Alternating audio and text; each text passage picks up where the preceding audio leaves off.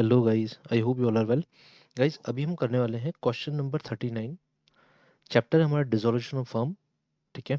और ये क्वेश्चन लिया है मैंने टी एस ग्रेवाल के लेटेस्ट एडिशन से, 24-25 एडिशन से। आपको ये क्वेश्चन मिलेगा पेज नंबर 7.66 पर। ठीक है दोस्तों। So let's start. Dissolution of the firm, question number 39। देखो क्या बोला है। सृजन, Raman and Manan were partners in a firm sharing profits and losses in the ratio of 2:1। ये पीएसआर है तीनों पार्टनर्स का। On 31st March 2017, their balance sheet was as follows। देखो क्या क्या दे रखा है। सृजन की कैपिटल है 2 लाख, रमन की कैपिटल है 1,50,000। ठीक है। क्रेडिटर्स हैं 75,000, bills payable 40, outstanding salary 35,000। Capital of Manan, देखो मनन की कैपिटल का बैलेंस डेबिट है, मतलब मनन ने एक्स्ट्रा विड्रॉ कर लिया फॉर्म में से 10,000। Plant 2,20,000, investment 70,000, stock 50,000, debtor 60,000, bank 10,000। Profit and loss का देखो डेबिट बैलेंस है, ये एक्यूमुलेटेड लॉस है 80,000 का। जब भी डेबिट बैलेंस होगा प्रॉफिट एंड लॉस का, इसका मतलब there is an accumulated loss जो फर्म में एक्यूमुलेट हो गया है। अब देखो क्या बोला है। On the about date they decided to dissolve the firm, उन्होंने डिसाइड किया कि फर्म को बंद कर दिया जाए। Srijan was appointed to realise the assets and discharge the liabilities. Srijan was to receive a 5% commission on cell of assets. जितना cell of asset से पैसा आएगा उसका 5% कमीशन सृजन को दिया जाएगा डिसोल्यूशन के लिए। सारा डिसोल्यूशन काम कौन संभाल रहा है? Srijan. And was to bear all expenses on realisation. हमें सिर्फ क्या देना है, मतलब फर्म को सिर्फ क्या देना है, फर्म को सिर्फ 5% कमीशन देना है। ठीक है। टोटल एसेट्स का जो पैसा आएगा उसका 5% फर्म को देना है। जितना भी एक्सपेंस होगा वो सृजन खुद बियर करेगा। ठीक है। Assets were realised as follows. Plant 85,000, stock 33,000, debtors 47,000 and investments were realised. Investments का देखो रियलाइजेशन कितना है। Investments were realised 95% of book value. Investments की बुक वैल्यू 70,000, 70,000 का 95%। ठीक है। Now the firm had to pay 7,500 for outstanding repair bill not provided for earlier. ये एक ऐसी लाइबिलिटी है जो अभी तक अकाउंटेड नहीं है, मतलब आउटस्टैंडिंग बिल पड़ा हमारे पास जो हमने पे नहीं किया, रिपेयरिंग बिल है, वो पे करना है। A contingent liability in respect of bill receivable discounted with the bank had also materialized and has to be discharged for rupees 15,000। देखो हमारे पास एक बिल रिसीवेबल आया था, हमने बिल रिसीवेबल क्या किया, बैंक से डिस्काउंट करवा लिया। ठीक है। अब जब मेच्योरिटी डेट आई तो बैंक डिस्काउंटिंग की मेच्योरिटी डेट पे बैंक किसके पास गया, हमारी जो थर्ड पार्टी जिसका बिल था उसके पास गया। उस थर्ड पार्टी ने पेमेंट नहीं किया, थर्ड पार्टी इंसॉल्वेंट हो गई। तो बैंक वापस से 15,000 लेने किसके पास आएगी, हमारे पास आएगी। मतलब एक कॉन्टिजेंट लाइबिलिटी थी जो हमें पे करनी पड़ रही है दोस्तों। ठीक है। ये कॉन्टिजेंट लाइबिलिटी बुक्स में नहीं थी बट हमें पे करनी पड़ रही है क्योंकि सामने वाली पार्टी ने बिल जो डिस्काउंटेड करवाया था हमने उसको डिसोनर कर दिया। Expenses on realisation amounted to 3,000 which were paid by Srijan. तो हमें इसका कुछ नहीं करना है क्योंकि ये वैसे भी सृजन ही पे करेगा, हमें सृजन को सिर्फ कमीशन देना है। ठीक है। तो ये हमारे पास एक डिसोल्यूशन का बेसिक क्वेश्चन है। ठीक है। अब सबसे पहले क्या करते हैं, देखो जितने बैलेंसेस हैं उनको, जैसे मान लीजिए कैपिटल अकाउंट का बैलेंस है। ठीक है। तो कैपिटल अकाउंट का बैलेंस कैपिटल अकाउंट में ट्रांसफर कर देते हैं, क्रेडिटर्स का बैलेंस रियलाइजेशन में ट्रांसफर कर देते हैं। सबसे पहले देखो कैपिटल अकाउंट का बैलेंस है क्रेडिट 2 लाख फॉर सृजन एंड रमन का है 1,50,000। तो हमें यहाँ पे वैसे भी करना क्या है, देखो prepare realisation account, partners capital account and bank account, तीनों अकाउंट बनाने। तो सबसे पहले कैपिटल अकाउंट में सृजन उन दोनों का बैलेंस ट्रांसफर कर देते हैं। By balance brought down, credit balance है लाइबिलिटी हमारी 1:2 लाख एंड रमन इज 1,50,000। ये हो गया दोनों के बैलेंसेस ट्रांसफर। मनन का बैलेंस डेबिट है। ठीक है। तो डेबिट साइड में लिख देते हैं to balance brought down Manan, it was 10,000। ठीक है। 10,000 का बैलेंस था मनन का डेबिट बैलेंस। ठीक है। ये हो गया बैलेंसेस ट्रांसफर। ठीक है। मनन का भी हो गया 10,000। अब क्रेडिटर्स, क्रेडिटर्स हैं 75, बिल्स पेबल है 40।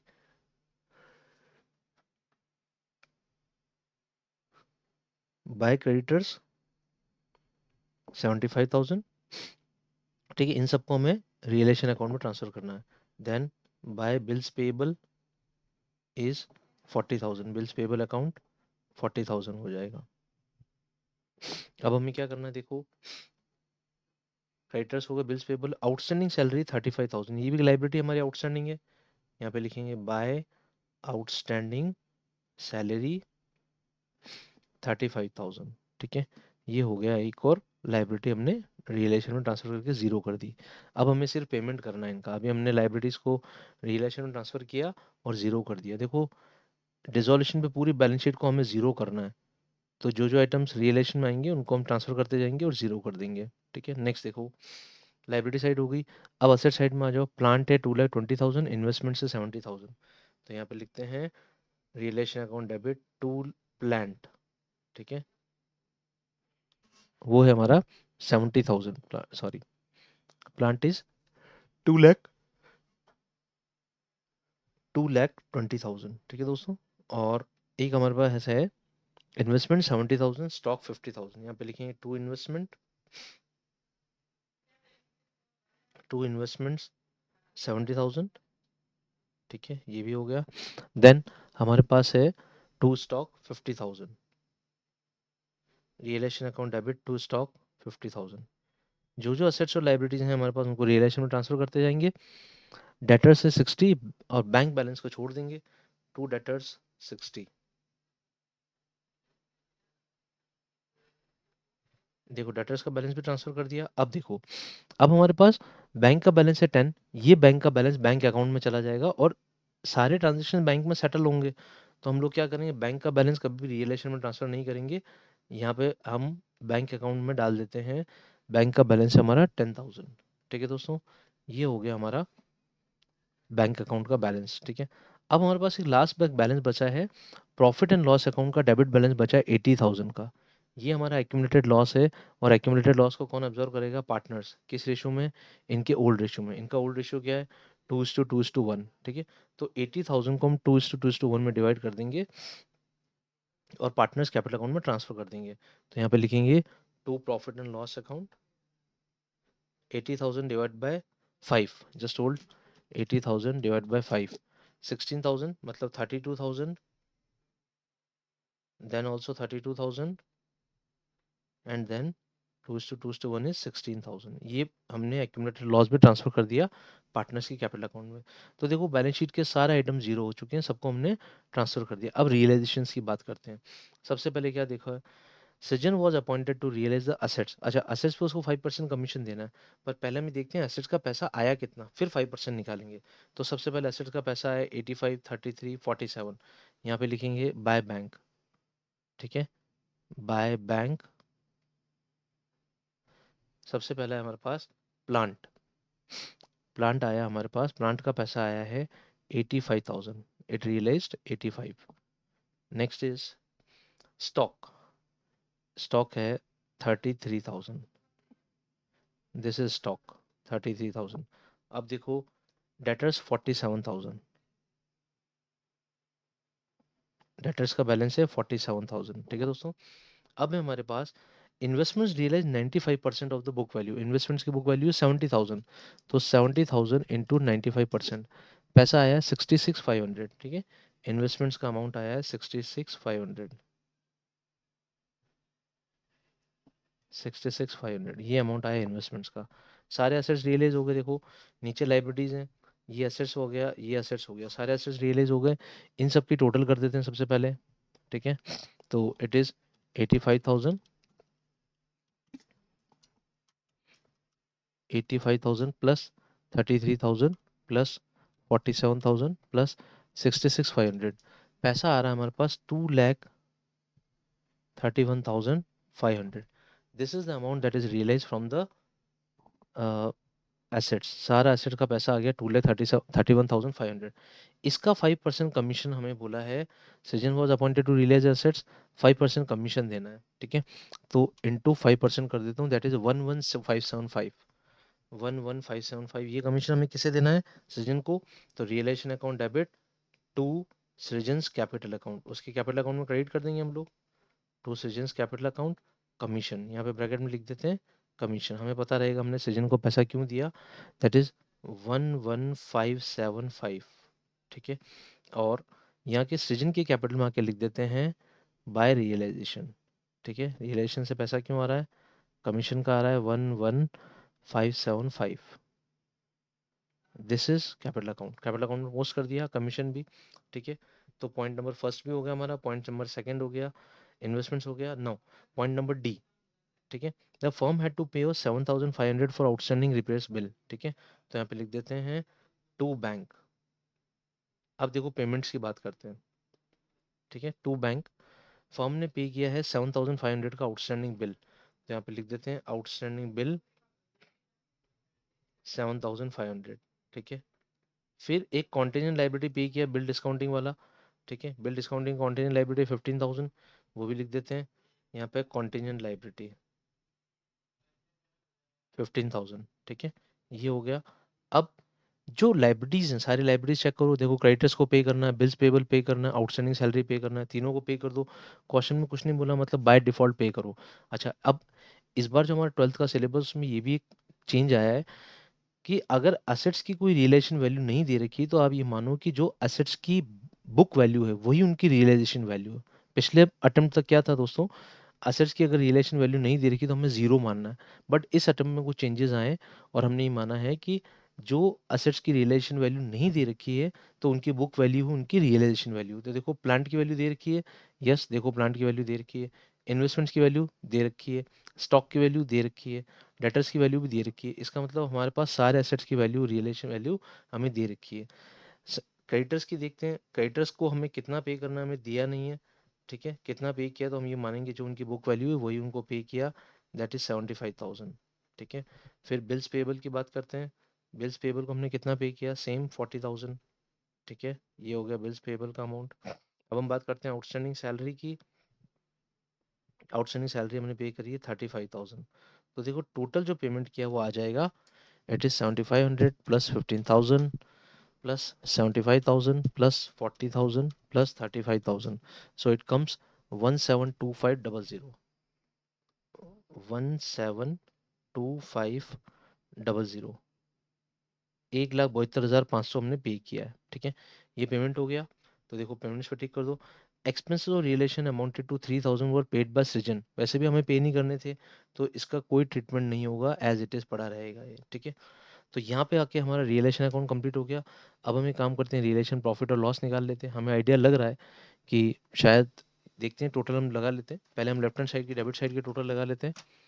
2,20,000 plus 70,000 plus 50,000 plus 60 plus 11,575 plus 1,07,250 is equal to this. तो 584075 टोटल है, माइनस 75,000 माइनस 40,000 माइनस 35,000 माइनस 231,500। तो देखो यहाँ पे लॉस आ रहा है दोस्तों। ठीक है, टोटल आ रहा है, यहीं पे टोटल कर देता हूँ मैं। टोटल है हमारा 584075 और 584075। ठीक है, दिस इज टोटल। और लॉस आ रहा है हमारे पास 202575। This is the loss that we are getting. ठीक है, अब इस लॉस को हम क्या करेंगे, पार्टनर्स को दे देंगे बाय सृजन्स कैपिटल अकाउंट, सारे पार्टनर्स को दिया जाएगा, by Raman's capital account and by Manan's capital account. तीनों पार्टनर्स में डिवाइड कर दिया जाएगा 2:1 में। तो डिवाइड बाय 5, इट कम्स 40515। 2:1 है तो इंटू 2 कर देते हैं, इट कम्स 81030 एंड 81030। ठीक है दोस्तों, ये हो गया। अब देखो, अब ये जो रियलाइजेशन लॉस है पार्टनर्स कैपिटल अकाउंट में ट्रांसफर करो, टू रियलाइजेशन लॉस, लॉस है 81030, 81030। ठीक है, एंड एक पार्टनर जो बचा है वो है 40515, 40515। यहाँ पे हो गया दोस्तों, रियलेशन लॉस भी डाल दिया हमने। ठीक है, और जो भी हमें अमाउंट कमीशन देना था सृजन को वो भी दे दिया हमने। ठीक है, अब हम क्या करते हैं, पार्टनर्स के बैलेंसेस निकाल लेते हैं। ठीक है, और फिर हम कैश के बैलेंसेस को निकालते हैं, मतलब जो बैंक बैलेंस है, बैंक का अकाउंट का बैलेंस है वो निकालते हैं। अब देखो डिसोल्यूशन क्वेश्चन की एक सबसे इंपॉर्टेंट बात बताता हूँ। पार्टनर्स का जो कैपिटल का टोटल है, ठीक है, तीनों पार्टनर से, मान लो तीनों पार्टनर्स की कैपिटल के टोटल को अगर आप निकालोगे तो वो हमेशा बैंक अकाउंट के बैलेंस से मैच करेगा। ठीक है, बैंक अकाउंट बैलेंस और दोनों मैच करेंगे। अगर ये दोनों मैच कर रहे हैं इसका मतलब आपका क्वेश्चन सही है। तो देखो हम चेक कर लेते हैं, पहले पार्टनर्स की टोटल कैपिटल का बैलेंस निकाल लेते हैं। अच्छा एक काम करते हैं, पहले बैंक अकाउंट में पोस्ट कर देते हैं। बैंक अकाउंट में देखो पैसा कितना आया। बैंक अकाउंट में पैसा आया है हमारे पास, एसेट्स को बेच के पैसा आया 231,500। ठीक है, तो bank account debit to realisation. ठीक है, एसेट्स का रियलाइजेशन हुआ हमारा 231,500। ये हो गया हमारा एसेट्स का रियलाइजेशन। अब हम देखते हैं पैसा गया कितना। ये हमारे लाइबिलिटीज का पे ऑफ किया हमने बाय रियलाइजेशन 1,72,500। यहाँ पे लिख देते हैं बाय रियलाइजेशन पे ऑफ। जो भी हमने पे ऑफ किया सबको एक साथ लिख दिया। ठीक है, पे ऑफ दैट इज 1,72,500। ये हो गया पे ऑफ। अब देखो हम सबसे पहले बैलेंसेस निकालते हैं। सबसे पहले सृजन की बात करते हैं। देखो सृजन का टोटल आ रहा है यहाँ पे,